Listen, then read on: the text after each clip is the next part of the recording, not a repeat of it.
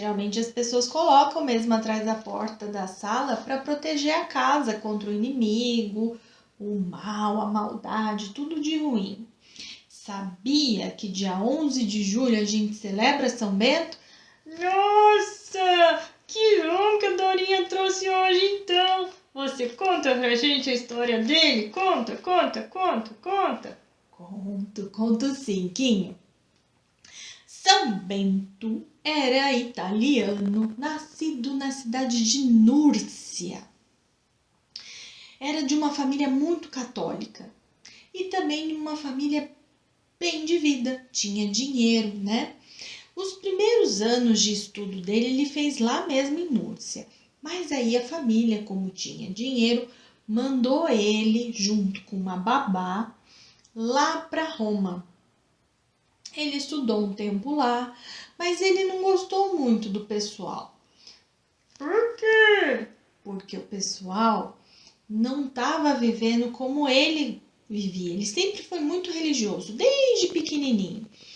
E as pessoas lá viviam uma vida que não agradava a Jesus.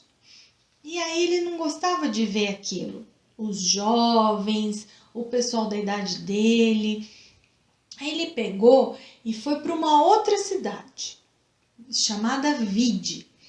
E lá foi onde aconteceu o primeiro milagre. A babá dele pediu emprestado da vizinha um jarro. E ela colocou meio de mau jeito assim em cima da mesa, sabe? E aí, sabe o que aconteceu? Eu acho que quebrou, não foi não? Foi isso mesmo, quebrou o vaso e ela ficou toda desesperada. Como que eu vou devolver o vaso da vizinha que eu mal conheço? São Bento, que na época nem era santo ainda, então era só Bento. Bento viu a babá dele toda triste, desesperada, ele também ficou chateado, o olho cheio de lágrima. Ele juntou todos os cacos ali daquele jarro, pôs as mãos em cima e fez uma oração. E sabe o que aconteceu? Não, conta pra gente, conta. Conto. O jarro se formou novamente. Parecia que nunca tinha acontecido nada com o jarro. Uau, que milagre! Foi o primeiro milagre dele. Lógico que ele não queria que a fama dele se espalhasse, mas logo todo mundo naquela região, naquela cidade ficou sabendo do que aconteceu, né? Imagina, um jarro estava todo em caco e depois que ele rezou, se formou de novo como se nada tivesse acontecido. Aí ele pegou, foi para uma outra cidade, falou com a babá dele, ó, você fica aí e eu vou para outro lugar. Eu vou para Subiaco. E lá ele foi, porque ele queria se retirar, ele queria ficar quieto, ele não queria que todo mundo soubesse, né, que nem ele já estava conhecido por esse milagre que ele fez. E lá chegando, ele foi ficar numa gruta. Nessa gruta ele era alimentado por um homem chamado Romano, que através de um cestinho, um cestinho amarrado numa corda levava, né, comida até ele. E lá nessa gruta em Subiaco ele passou 3 anos. Nossa, quanto tempo!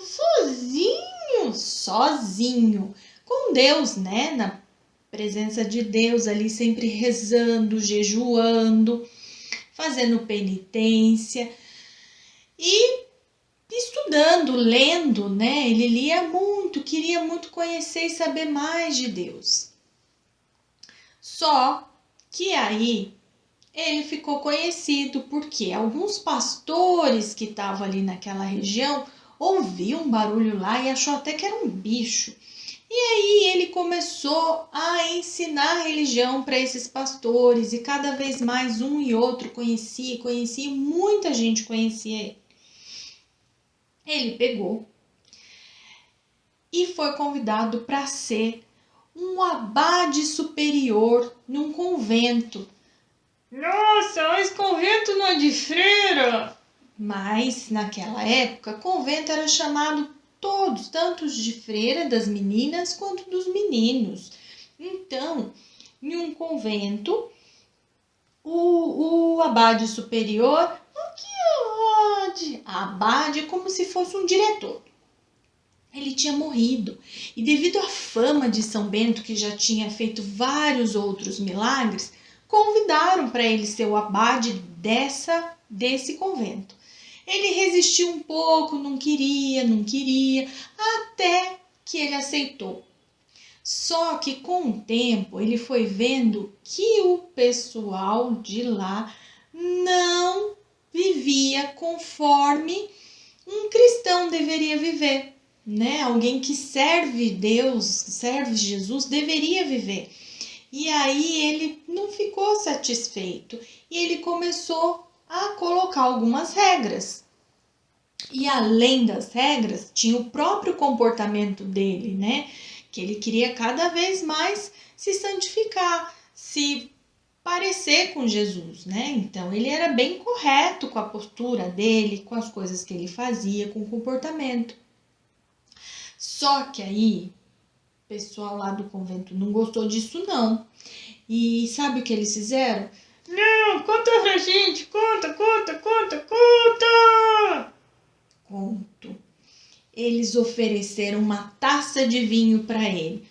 Nossa, mas ele vivia? Então, ele até tomava um vinho, mas esse vinho, assim como ele fazia com todos os alimentos antes da refeição, alimento, bebida, ele abençoava antes de comer, antes de beber alguma coisa. Quando ofereceram esse vinho, não era só vinho que tinha lá dentro, eles colocaram um veneno, uma coisa muito forte, porque eles queriam matar Bento. Nossa, que horror! Horror mesmo. Pois aí, Bento abençoou este cálice, essa taça de vinho, e sabe o que aconteceu? Não, conta pra gente, conta! Saiu de lá uma serpente e a taça se estilhaçou no chão, quebrou todinha. Uau! E ele então não bebeu o veneno e não morreu. Isso mesmo. Mais uma vez ele foi protegido por Deus. Deus livrou ele do inimigo, da maldade, né? E assim foi. Aí ele saiu de lá. Falou: as pessoas não querem que eu fique aqui, não querem cumprir as regras, não querem viver parecido com Jesus, vou-me embora. E aí ele foi, viveu mais um tempo na gruta, viveu muitas coisas, vivenciou muitas coisas, fez muitos milagres. E aí ele fundou, sabe quantos conventos? Não Sei também. Quantos foram? 12 conventos. Nossa Senhora! Quantos conventos? 12 conventos. E aí, ele estava assim, num desses conventos, e um sacerdote chamado Florêncio. Ele pegou e tinha muita inveja de São Bento. Ele pegou e sabe o que ele fez? Pegou um pedaço de pão, um pão, e mandou para São Bento. Só que o pão estava, sabe como? Não, conta pra gente como tava, como ele tava? Envenenado, pois o Florêncio colocou um monte de veneno e mandou para São Bento esse pão. Só que Bento já tinha um aviso divino, Deus já tinha de alguma maneira ali falado para ele que aquele pão não era para ele comer porque estava envenenado. Nossa, que lindo! Deus avisou. Sabe o que ele fez? Tinha um corvo que ele sempre alimentava. Ele pegou e ordenou a esse corvo, um pássaro, né? Leva este pão para bem longe, onde ninguém possa comê-lo. Leva para longe. O corvo ficou meio resistente, pois ele ordenou. Leva para lá, para algum lugar onde você sabe que ninguém vai ter acesso a esse pão, ninguém vai comer, ninguém vai morrer. E o corvo foi e 3 dias depois ele voltou são e salvo. Nossa Senhora, então ele levou pra muito longe, não foi não? Deve ter sido.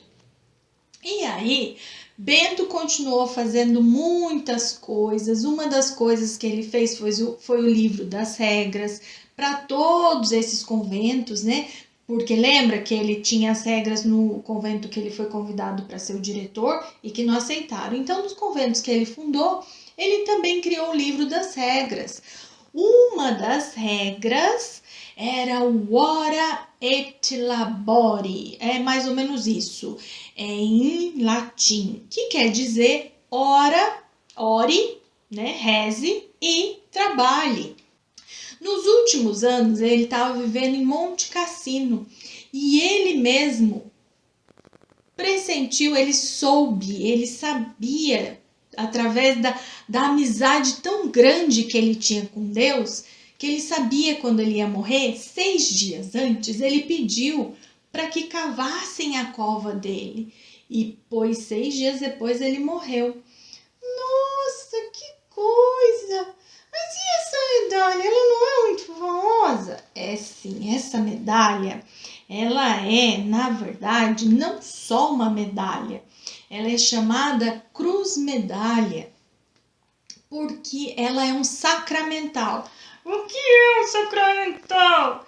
Por exemplo, a água benta é um sacramental, é algo que nos remete à nossa fé. Então, essa cruz, medalha de São Bento, foi considerada um sacramental. Ela, das medalhas, é só ela e a medalha milagrosa de Nossa Senhora, os 2 símbolos, né, cristãos que são considerados sacramentais. Nossa, então é por isso que tem na minha casa. É, na sua casa, na minha, eu também tenho. E eu vou contar agora um pouquinho da história da medalha, o significado dela. A cruz medalha, então, de um lado traz a imagem de São Bento, na mão esquerda ele traz o livro dele, o livro das regras que ele escreveu, na outra mão ele traz a cruz. Aqui, pode ser que não dê para ver direito, mas é o cálice com uma serpente saindo do vinho envenenado que ele, né, que deram para ele, e aqui o corvo, a história do pão envenenado também.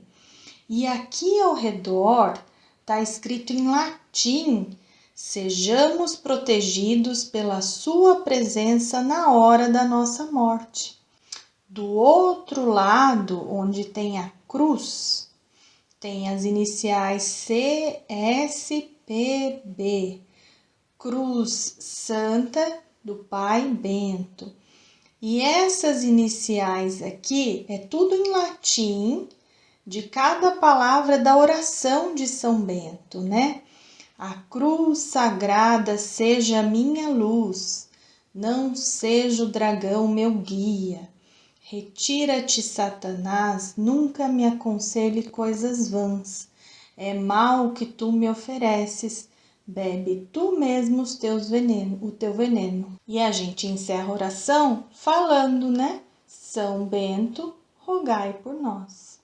Então é isso, que a gente aprenda hoje a ser cada vez mais amigos de Jesus, a viver pertinho dele, assim como São Bento viveu, né? E vamos juntos cada vez mais crescer na fé. Vamos sim! Vamos juntos crescer na fé! E até o próximo encontro, crianças! Até o próximo encontro! Tchau, tchau! Tchau, tchau!